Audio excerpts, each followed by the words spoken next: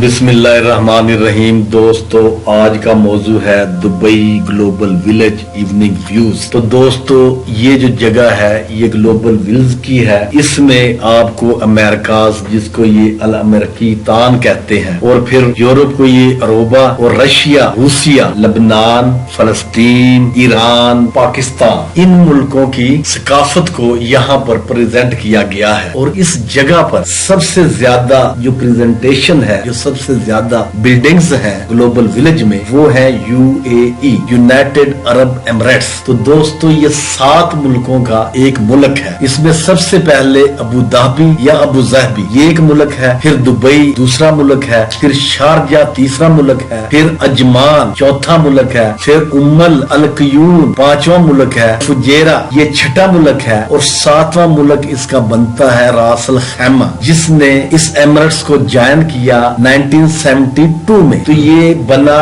UAE, United Arab Emirates. तो ये 7 मुल्कों का इल्हाक हुआ, और ये एक अमीर जो इनमें सबसे बड़ा मुल्क है अबू ज़हबी, वहां पर रूल करता है, और फिर बाकी इन 7 मुल्कों के अलग अलग से अमीर बनाए गए हैं। तो दोस्तों, जहां तक इमारत का ताल्लुक है, तो अब दुनिया में सिर्फ 3 इमारतें अपना वजूद रखती हैं, जिसमें कतर, ये UAE, और उसके बाद कुवैत। बाकी इमारतें जैसे कर्नल कज़ाफी लीबिया में थी, आखिरी वो खत्म हो चुकी है। और उससे पहले ये कल्चर मुस्लिम वर्ल्ड में अफ्रीका से शुरू हुआ। वहां के मुल्क जो छोटे छोटे मुल्क थे, इस्लाम आया तो एक अमीर मुंतखब कर लिया जाता था, और फिर वो उस मुल्क पर अमीर हुकूमत करता था। लेकिन वक्त गुजरता गया, फिर आपको जैसे पता है कि डेमोक्रेसी का दौर आ गया, वर्ल्ड वार 1 और 2, इसमें बादशाहत को और अमारत को, और जैसे तुर्की के खलीफा को खत्म कर दिया गया, और तुर्की के भी हिस्से डिवाइड कर दिए गए, और तुर्की को भी छोटे छोटे मुल्कों में तकसीम कर दिया गया। तो इसी तरह जमहूरियत के नाम पर जितने भी मुसलमान कंट्री थे, इन सब को खत्म कर दिया गया। आखिरी इमारत जो थी वो लीबिया के कर्नल कज़ाफी की थी, जिसको भी खत्म कर दिया गया। अब अगर दुनिया में इमारतें हैं, तो ये